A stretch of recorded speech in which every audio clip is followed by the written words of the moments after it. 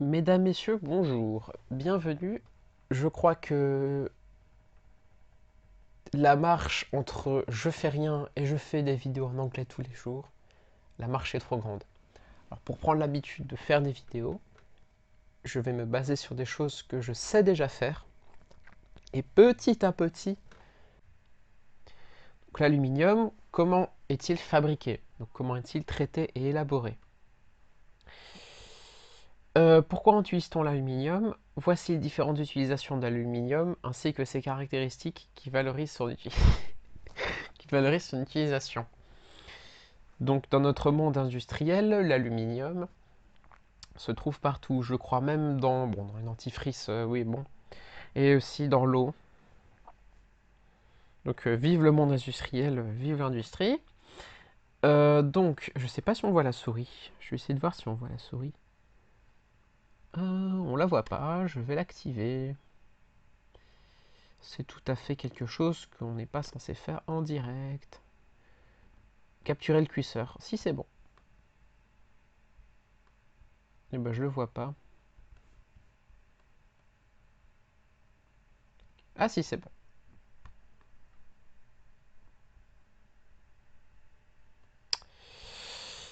Donc on utilise l'aluminium pour son matériau, léger, inaltérable, très malléable, résistant, conducteur, non corrosif. Bon, un matériau parfait quoi.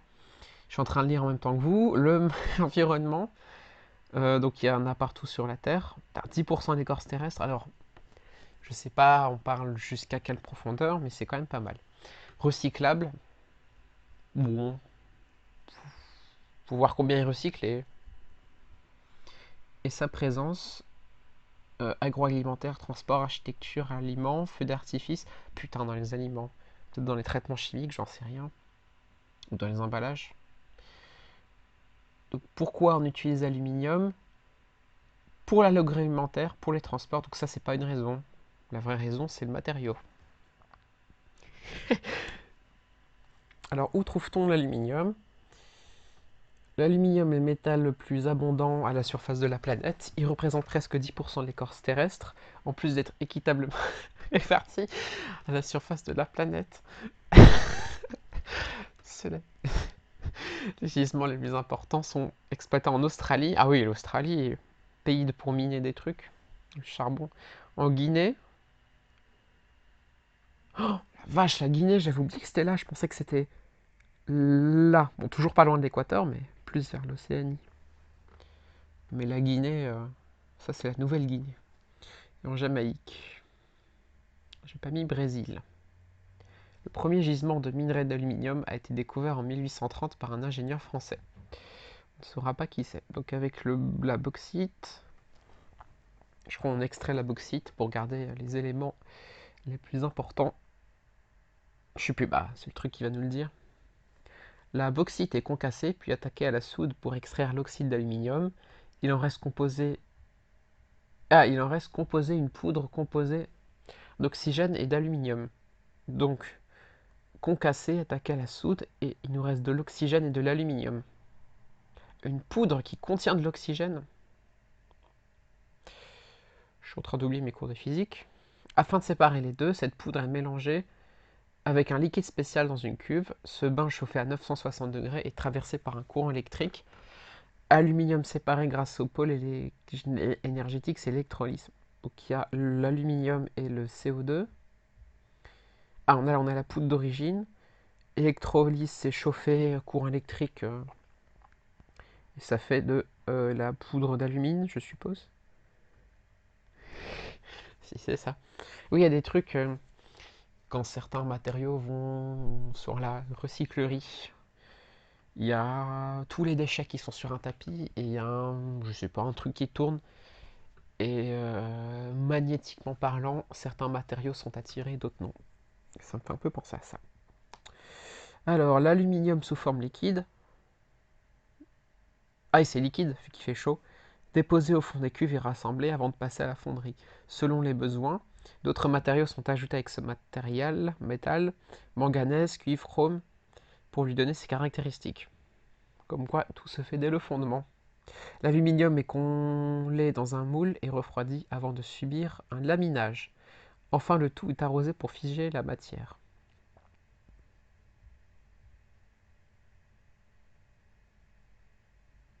Du coup, on a quoi? Un rouleau? Du coup, on n'a pas une lame, on a...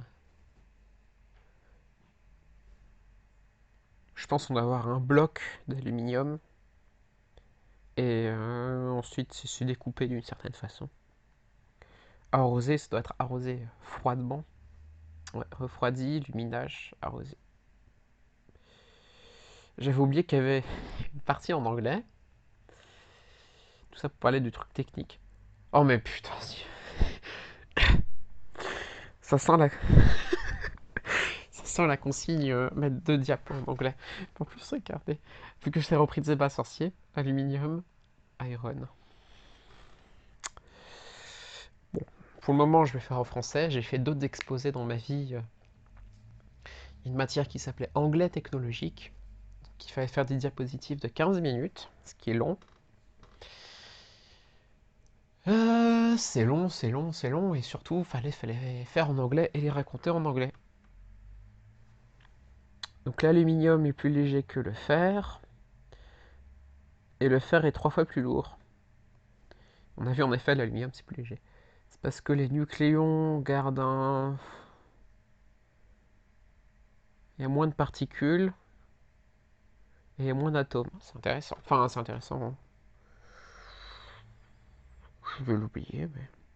Fabriquer ce métal nécessite beaucoup d'énergie, notamment lors de l'électrolyse. Je crois que c'était la séparation.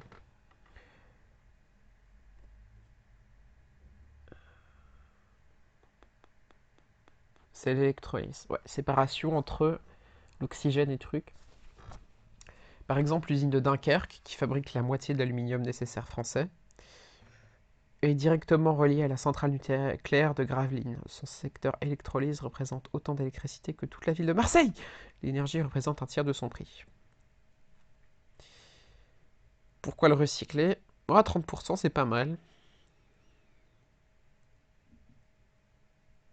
Ouais, c'est favorable environnementalement parlant, mais ce qui serait encore plus favorable, c'est qu'il n'y ait pas du tout d'aluminium.